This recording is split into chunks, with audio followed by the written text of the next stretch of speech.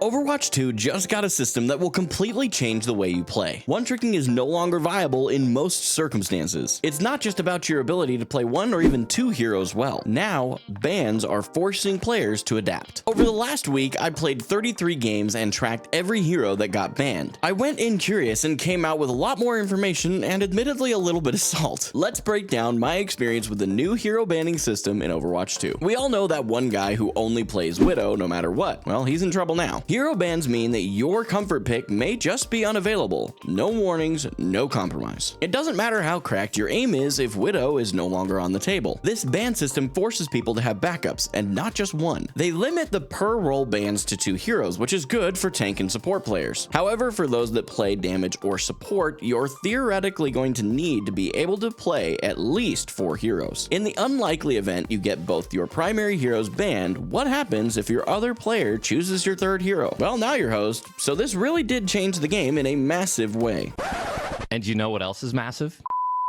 Being good at one hero is cool until you can't play them at all. I've always been an advocate for one-tricking, but from here forward, I can't reasonably maintain that position. You either adapt or lose. That is the new Overwatch reality. I honestly think this change will benefit lower ranks the most. People stuck in gold because they only play Genji now have to diversify. It's painful at first, sure, but it'll make players better in the long run. This system rewards flexibility, awareness, and team synergy more than ever before. And honestly, that's a direction I think Overwatch has needed to go for a while. There's just too much variety in team compositions now to rely on one-tricking. You can't just auto-lock your main and expect to carry anymore. Of course, if you luck out and your one-trick isn't banned, you can strategically ban your counters. I think this situation is going to be especially true in upper ranks, but being that I haven't gotten there yet, I won't fully commit there. Another thing, players now vote with their bans on what they hate facing. Balance changes used to seemingly rely on community feedback and win rates. Now, Blizzard can actually see who players exactly don't like dealing with. It's not always the strongest hero that gets banned. Sometimes it's the most frustrating. People ban different heroes depending on what feels oppressive, not just what's meta. That's a powerful signal if the developers want to help balance on fairness as well as fun. And this system creates data across every rank, not just GM or pro play. What gets banned in bronze won't be the same as in masters. That's a good thing. Different ranks need different adjustments. Imagine Blizzard tuning heroes based on both win rate and ban frequency. We'd get more relevant patches, better meta shifts, and faster responses to community pain points. Think Mauga on release, because my lord, it felt like Blizzard hated us more than I hate pineapple being on pizza. Shame on you if you put it there. Instead of buff Sombra because Reddit's mad, they can now say Sombra is banned 100% of the time. Let's look at this closer. That's actual feedback tied to gameplay, not just social media noise. And since bans are a group decision, it reflects the general consensus. It's less about salty mains and more about collective frustration. Used correctly, this data should transform how Blizzard maintains balance. I collected some data over 33 games, and every game banned Sombra. She's become the poster child for annoying heroes post-ban system. People despise playing against her. The hack, the invisibility, the disruption, it's all too much. Even though she's not statistically overpowered, the player experience is still terrible. You never feel like you can fight against her on even footing. It's like playing against an invisible mosquito with an ability to ignore your bug spray completely. People would rather face Orisa with permanent fortify than deal with Sombra if I had to guess. But I wanted to be sure, so I asked my community why they personally ban her, and I was overwhelmed at the fact that the response was almost exactly the same. I hate hack. It feels like there's no way out of it. There's no deeper strategy here. It's just pure emotional pushback. And this new system finally lets us do something about it. That tells you everything about how frustrating her kit has become. Blizzard should take this seriously. It's no longer a small outcry. It's every match, every team,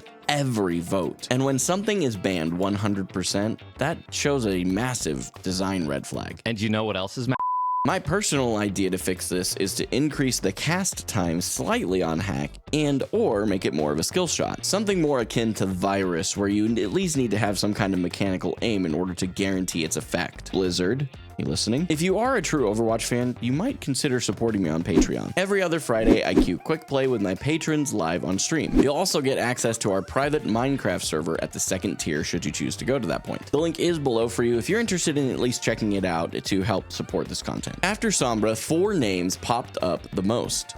Zarya, Ball, Hog, and Mercy. Zarya bans honestly made me a little salty like I mentioned earlier, as I am a Zarya main, but her perception by the metal ranks as a noob stomper is real. This kind of goes back to that idea that some bans are from feeling rather than meta. When you ban Zarya, you're likely doing it to protect your own life in-game. Wrecking Ball presumably got banned for the same reason. No one wanted to deal with him. He doesn't feel beatable unless your whole team has crowd control or really good coordination. In solo queue, from my experience, that next to never happens, so he's just axed at the beginning of the match. Roadhog bans felt like more of a response to his recent buffs. The fact that his self-heal ability received a buff is insane, especially if his supports are still alive and pocketing it. And Mercy, honestly, was a little surprising to me at first, but I dug into it. While she's not herself oppressive, my community pointed out that she enables the oppressive DPS players. People don't ban her directly, they ban what she represents.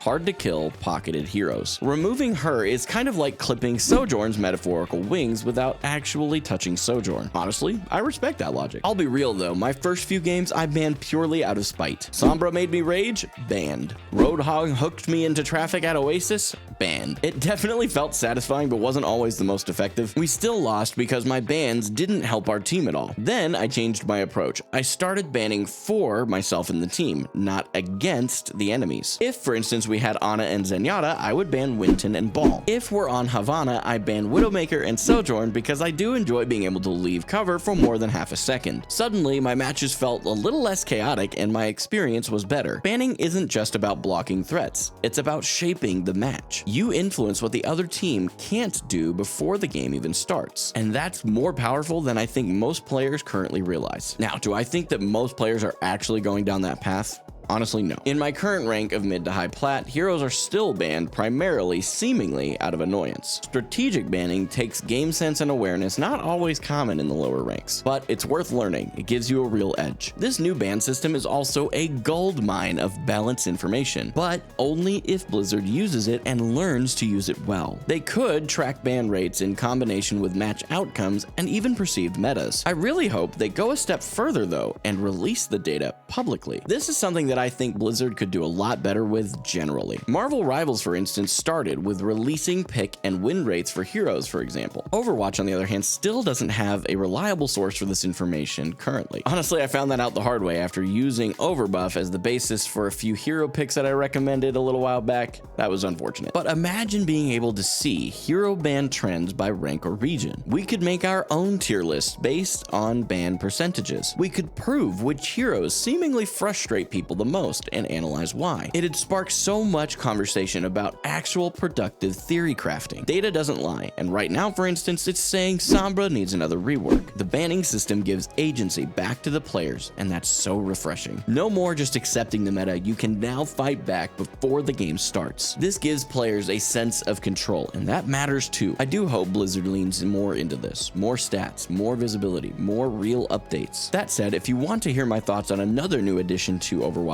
Stadium, you should check out this video right here. It's chaotic, it's different, and I've got a few spicy takes in there you may not expect.